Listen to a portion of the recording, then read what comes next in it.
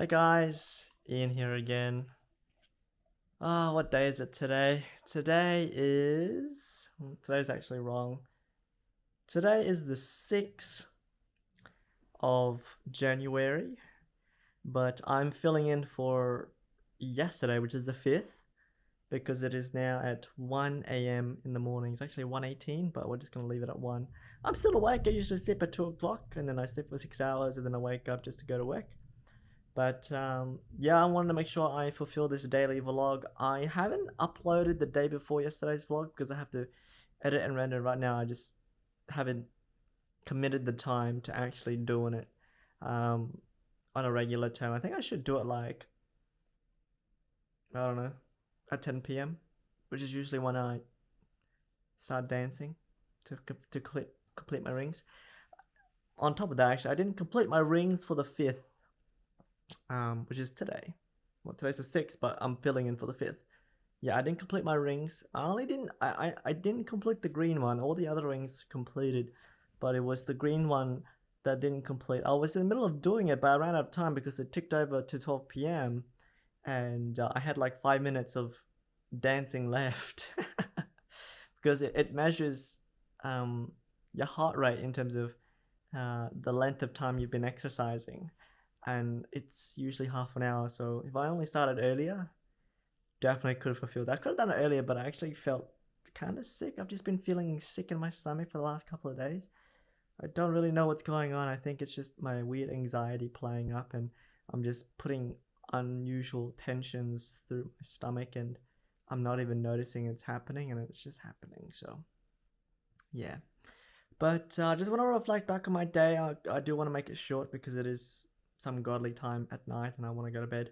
Um, is that today I did something rather exciting. I was doing my usual research into crypto, and by chance, one of my news sources decided that they would like to share the information of their investments into CNFTs, which is like NFTs but on the Cardano blockchain. Now, originally I understood the concepts of NFTs, but I never actually done it, and I think it's completely different between what you study and versus what you execute. I always say, I have this saying, is like you can study your entire lifetime on how to fly a plane, but the first time you fly the plane is completely different. It's like completely different to what you've studied.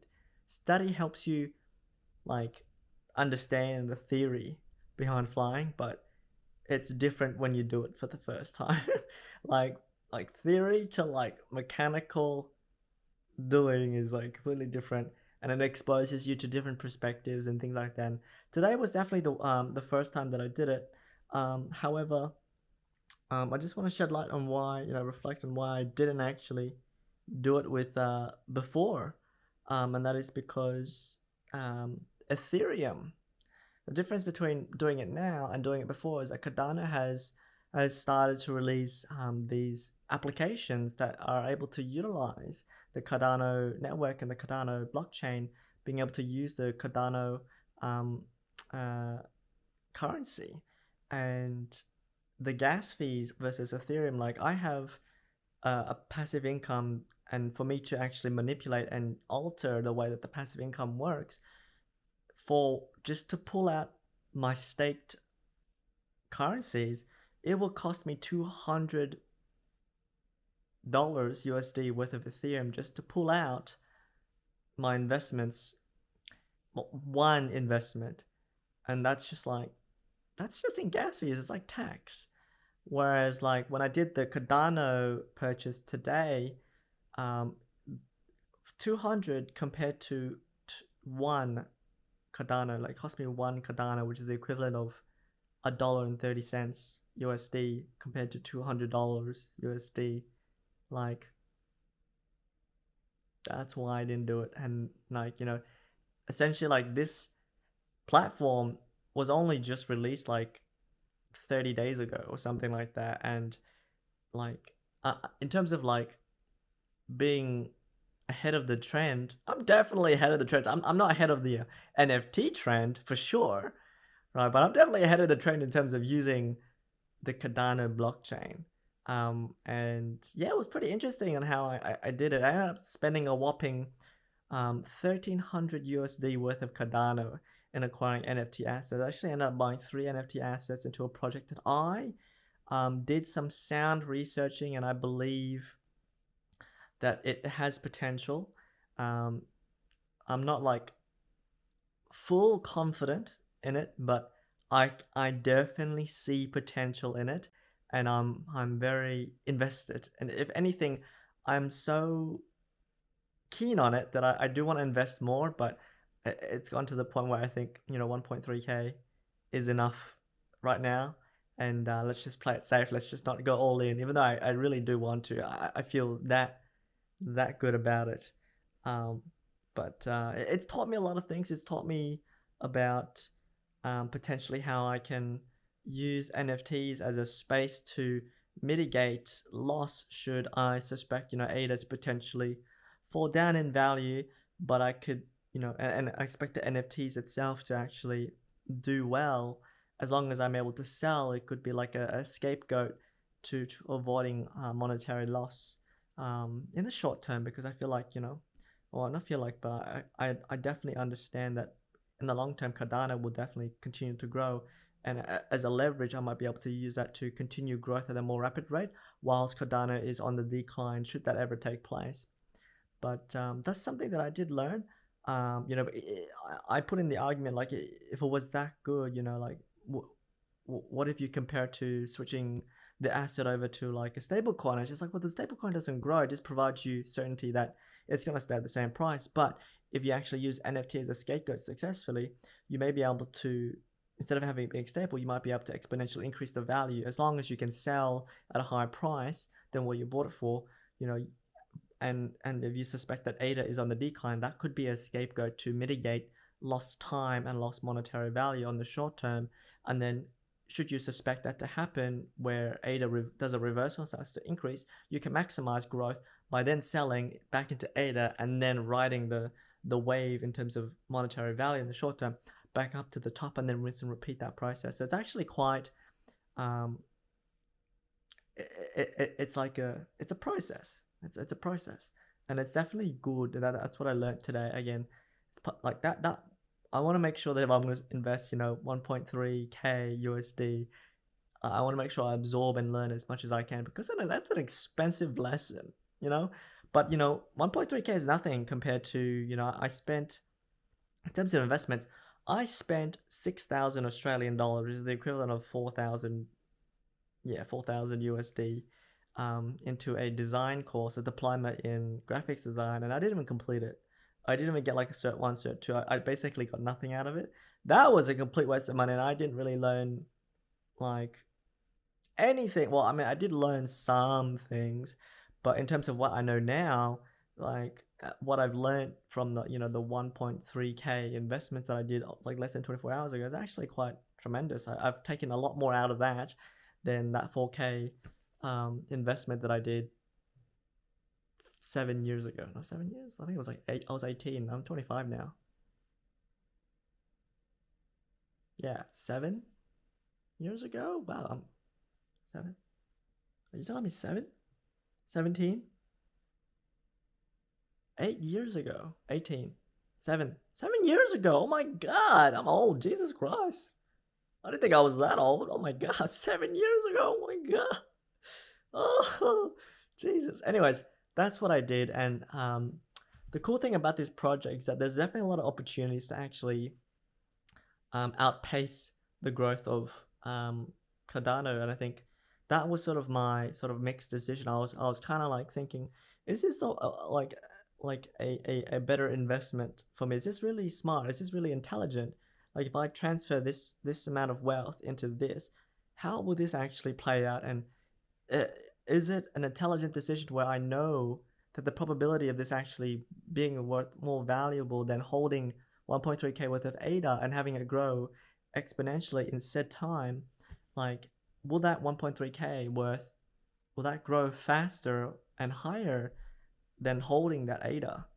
And I really thought about it, and I researched more into the project. I read their white paper and the opportunities that come across, and I think there's definitely opportunity.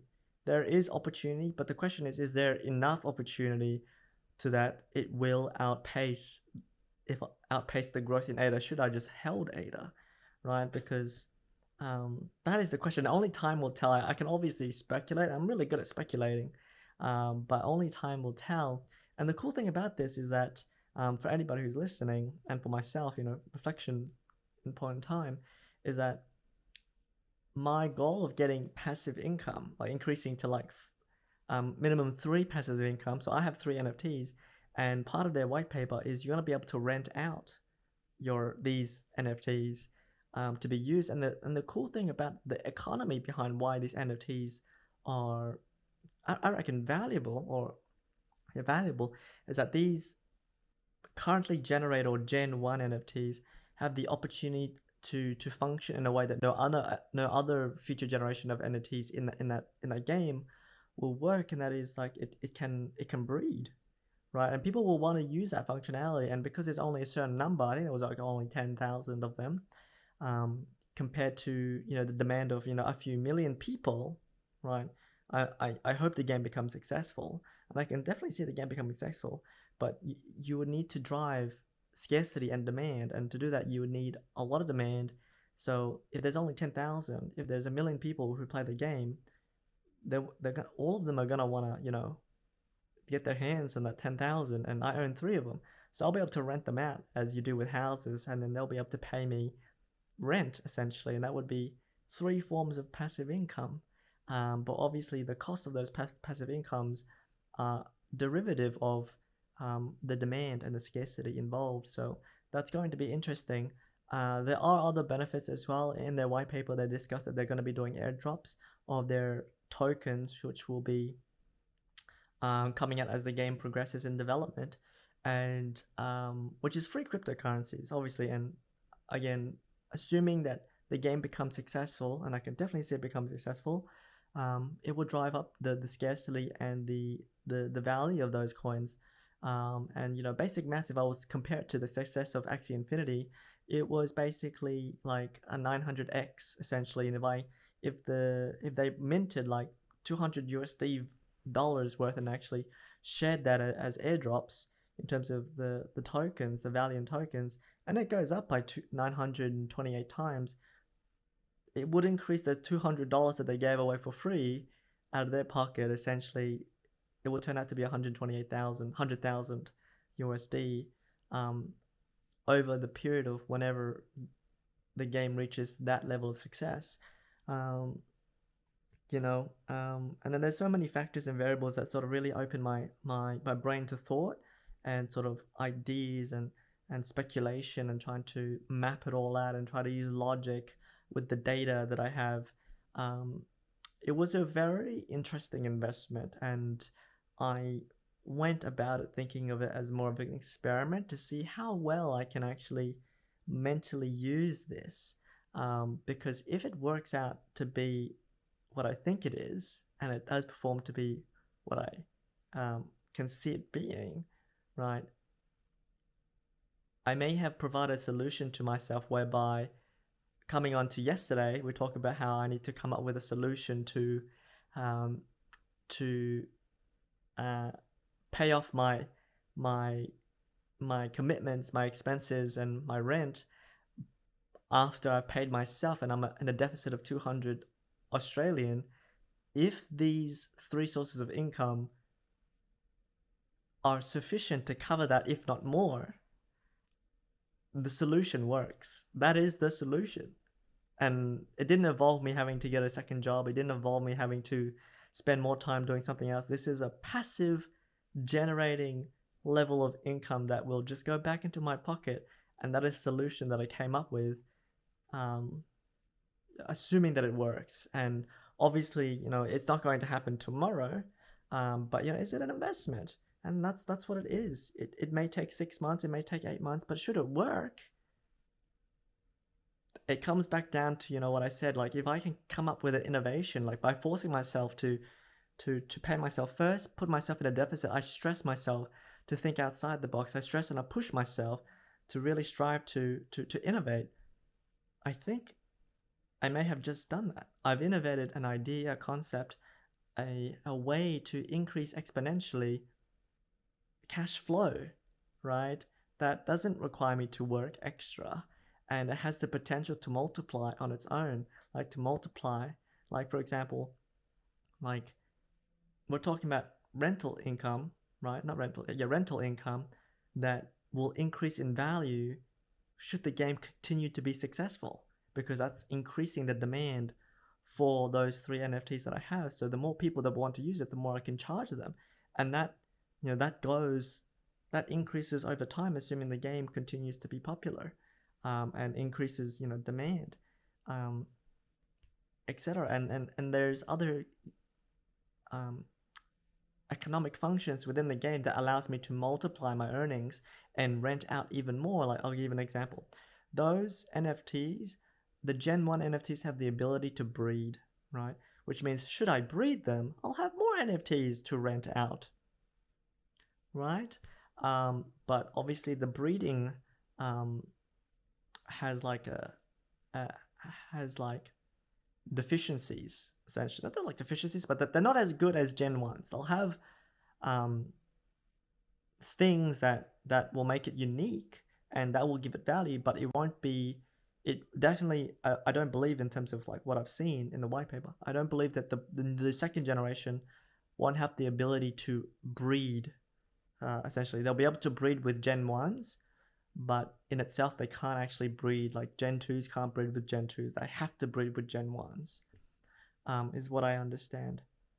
So if that is the case, you know, that there is definitely the ability to multiply its ability to provide me more income, or more streams of income should it become successful, but with a depreciating value than the original 3 that I owned. And if I see it being, you know, if the probability continues to increase, I may consider investing more. But at the moment, definitely, you know, that's what I wanted to touch base on in terms of what I achieved today, and what I've learned, and, you know, what I got out of it. And I'm pretty happy. It was definitely something that by chance came out to me in sort of my newsfeed, and when I was researching, and when that opportunity came across, I was just like, do it, do it, do it, just do it. And I'm definitely trying to make the best out of it. And it falls back down to the, you know, again, the commitment that I had to try and innovate, because of my deficit, by paying myself first and then having a lesser amount to come up with an idea to find a solution for it.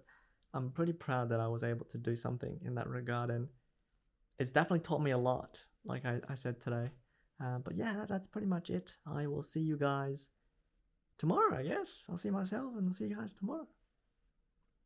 Bye.